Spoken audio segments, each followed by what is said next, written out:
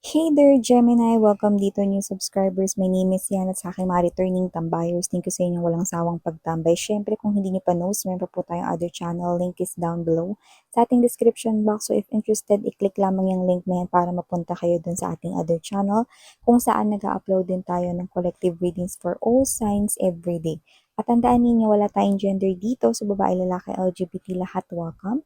Pwede rin pong i-switch at magkapalit-palit yung mga roles, no? Dahil ito ay isang general reading and at the end of the day, lahat ay may free will, like malaya ninyong i-claim yung mga mensahe kung gusto ninyo at gawing guidance or hindi. So yun nga mga babes, no? And syempre, wala rin po tayo rito, no, na age, wala rin tayo rito relihiyon, beliefs, no? Lahat dito mga babes, no, ay energies ang ating pinipick up. Okay, so kung may cross-watchers dito si Gemini, welcome ka rin.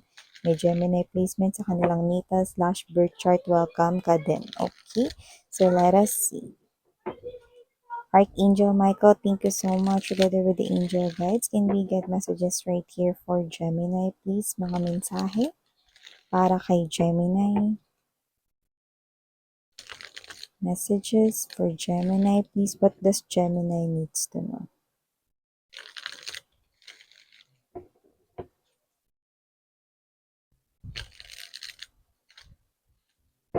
Okay, so let's go ahead and check these messages para sa'yo, Gemini. So we have here the energy of Three of Wands.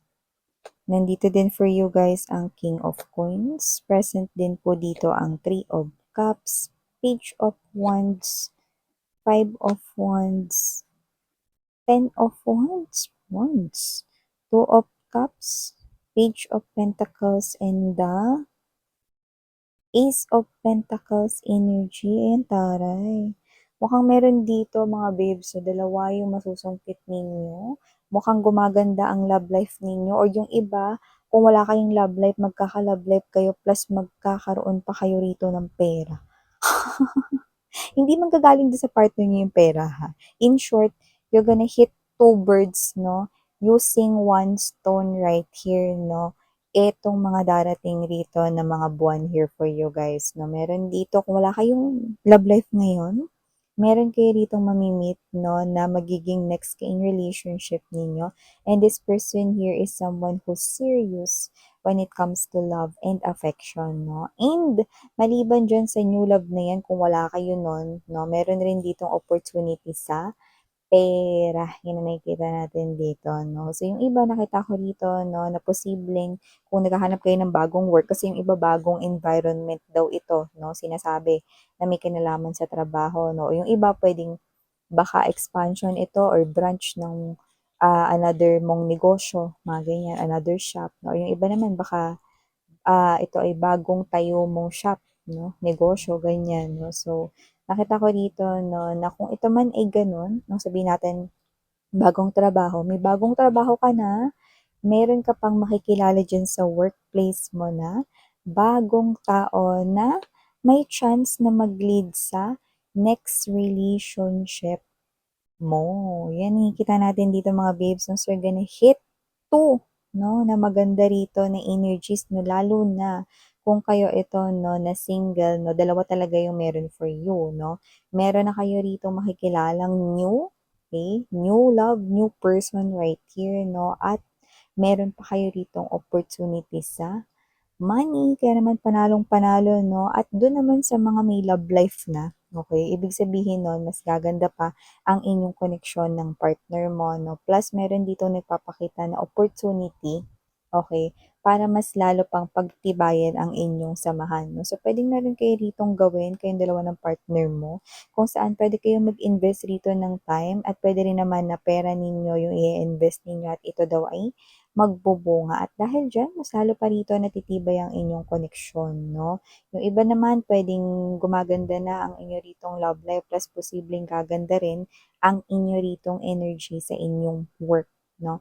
Possible na makakuha kayo rito ng credit or recognition, no? Galing hindi lamang sa mga bosses, no? Kundi galing na rin sa iba niyo pang mga kasamahan sa trabaho. Talaga namang gumaganda rito ang inyong pera plus gumaganda rin ang inyong love life. So, ang taray nun Gemini, may pera ka na, may jowa ka pa. So, maliban diyan nakakain tayo ng energy dito, posibleng meron ditong kaibigan na tulungan, kayo 'no, na mawala or malunasan ang inyo ritong suliranin 'no, pagdating sa pera man 'yan. Pera yung nakikita natin dito 'no.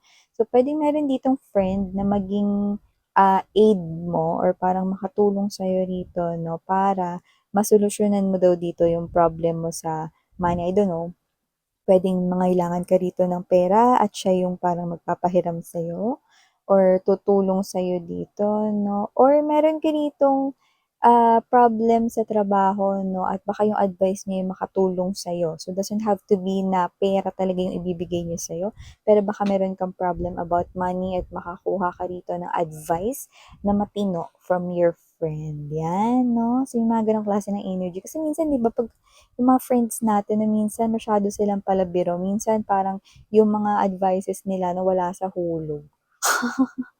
But you've got a friend right here 'no, na mabibigyan kayo rito ng may sense na advice, okay? Na yung tipong 'pag ginawa mo yun 'no, nakita ko rito masosolusyunan mo talaga yung suliranin mo sa money or diyan sa iyong work, okay?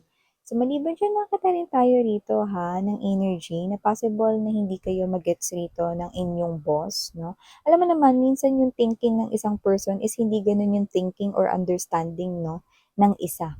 Am I right?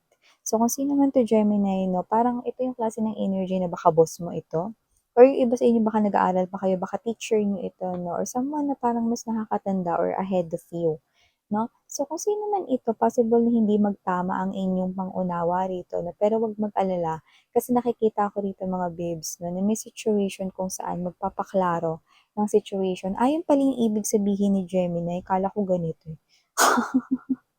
Akala ko kasi ano, eh, ito yung gusto mangyari ni Gemini, yun pala ganito. 'Yan. So, minsan kasi kahit ipaliwanag na 'no, hindi pa rin maiintindihan lalo na kung iba yung dating sa isip 'no, ng isang person ng information, 'di ba? So, in-example ko 'to dati na parang, parang ganito 'yan, eh, alam niyo yung ano, message relay, 'di ba? Yung mahaba kayo, nakapila kayo dun tapos yung host nabubulungan yung nasa unahan ng linya tapos ipapasa yung message, pasa, pasa, pasa hanggang pagdating sa dulo 'no, na iba na. Kasi nakalimutan na, 'di ba, yung message na pinasa 'no, so may gano'ng klase ng energy, 'di ba? So maliban diyan, Gemini, nakita rin ako ng energy rito, may ko-contact pala sa'yo, okey? Hindi na ito gano'n magtatagal, so puwedeng yung iba, linggo na lang ang pagitan nito 'no, or isang linggo ganyan 'no, or parang 2 linggo, basta ganyan. The fastest you can get this message right here is a week, 'yan 'no. Pero ibig sabihin hindi na 'to magtatagal, makakarating ang mensaheng ito sa inyo. Ito ang message coming from your special love Gemini. So, yung nakikita ko rito, so kung ano yung parang parang ang energy kasi nito parang may hinihingin kang pabor doon sa iyong person 'no. So, kung sino man siya mga babes na parang meron ka ritong parang hinihingi pa, "Sige payagan mo na ako," ganyan 'no, or parang, "Baka naman puwede mo kung ganito, ganyan," 'no. So, meron kang hinihinging pabor, ano man 'yun specifically 'no, makakuha daw kayo rito ng approve or check na check rito 'no na, papayagan kayo diyan ng iyong partner or ng special person or kung ano man 'yan 'no is okay daw 'yan sa iyong partner, ano man 'yan 'no. Na parang importante yung opinyon ng iyo ritong special person 'no or parang importante yung masasabi sa'yo ng iyo ritong lover. Then nakikita ko na it's a check, it's a yes daw. So, ang ganda ng Gemini 'no. So, nakikita ko rin dito na may iba pang message here for you guys. So, speaking naman 'no, na parang actually hindi ko alam, hindi kayo nagkakaroon ng parang communication nitong mga 'to, pero palagi silang nasa paligid mo. Parang energy sila ng mga tsismoso-tsismosa.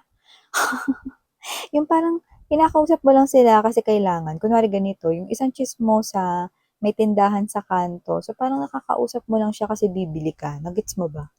So, parang hindi ba talaga sila kinakausap like kwentuhan, like friend-friend gano'n 'no, hindi gano'n Gemini. Kaya kung sino man 'tong energies na 'to, nakikita ko rito 'no, na itong energy na 'to 'no, ay naku, meron rito 'no, naiimbentohin 'no, na chika or tsismis na may kinalaman rito 'no, sa iyong love life 'no, at yang tsismis na yan ay puwedeng buo na ngayon or mabubuo pa lang 'no, at yan yung itsitsismis niya. Pero unahan ko na kayo kung ano man yan, siyempre negative, kaya nga tsismis 'di ba?